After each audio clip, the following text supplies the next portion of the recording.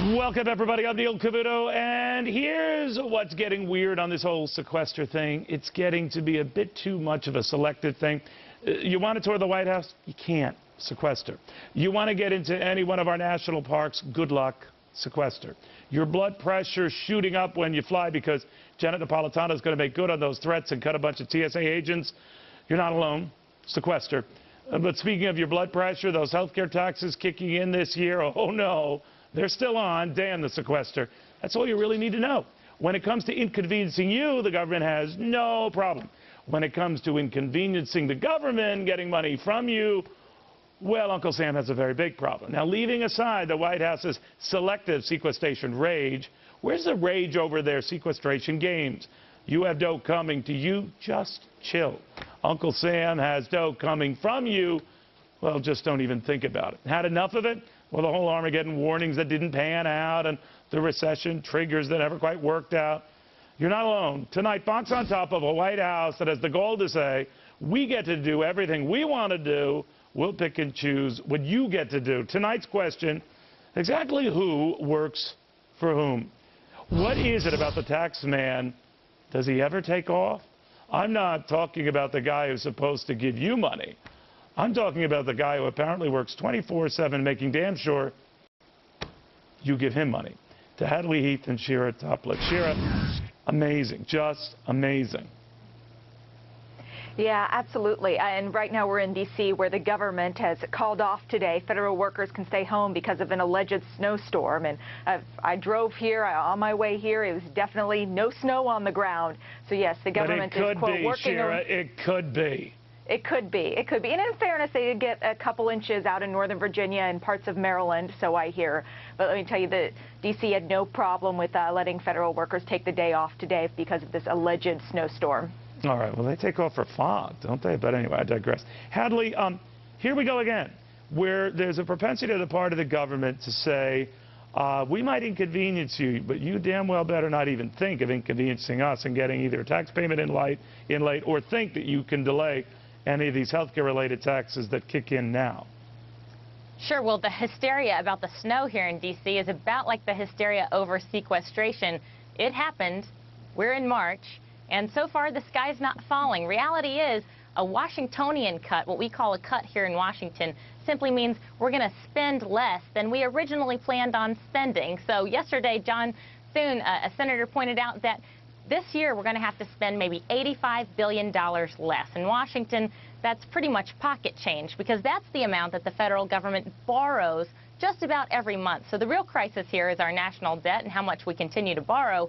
But we're busy worrying about all the pink slips for teachers and all the waiting at the airports, and that's simply not happening yet.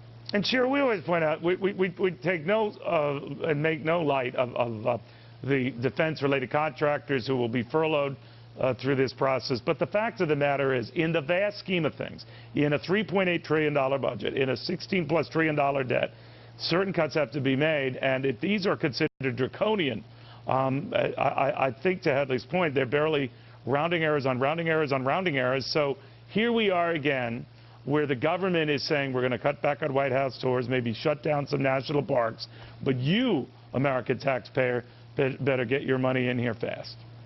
Right, and this is the dirty little secret of the sequester. These include massive cuts that members of Congress don't have the guts themselves to pass on their own. Instead, it was part of this odd super committee trigger kind of a deal that dates back to now almost more than a year ago. And I will note the White House tours, I don't know how much it costs to keep White House tours running on the weekend, but that is it's a sore point, especially for members of Congress, right? Because Absolutely. To get a White House tour, you have to go through your members of Congress. We just did it for some family last week, and they went through their senator in Indiana. And so now what the president has done by saying no more White House tours, he has forced members of Congress to deliver the bad news and say no to all these families who, probably spent a couple weeks planning a trip to Washington, D.C. and looking forward to their tour of the East Wing. Yeah, I just thought that was a little tacky, to say nothing of the fact that it is something you get through your local congressman or your senator.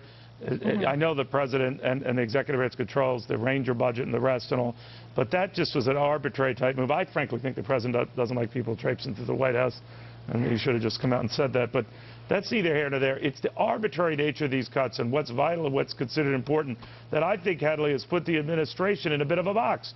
Because any other week it would have been crowing about this Dow hitting one record after another. And now it can't really brag about it because none of this was supposed to happen in so-called sequestration hell week. So the one thing it would have left it bragging about, it can't. Right. Shira makes a good point that this could have been avoided. This was an automatic sort of backstop against what Republicans and Democrats both thought the other side would surrender on. There was no surrender. So here we are, post-sequestration. We're down to the politics of blame. And the White House strategy on this is just about the same White House strategy on everything. Manufacture a crisis and then blame Republicans. So what we're seeing now in a leaked email today, Congressman Griffin's office is posted this online. The Obama administration has instructed some federal agencies like the USDA, listen, our position on sequestration is that this is going to hurt. So you better make it hurt. You better be on the same page. And this poor sucker who worked there, if people aren't familiar with this, a USDA worker, just a worker bee, just said, you know, how do I lessen the blow here? I'm just, you know, cutting to the chase. And his superior says, well, essentially, don't lessen the blow. You know, just read our riot act. You know, it is amazing. Ladies, thank you both very, very much.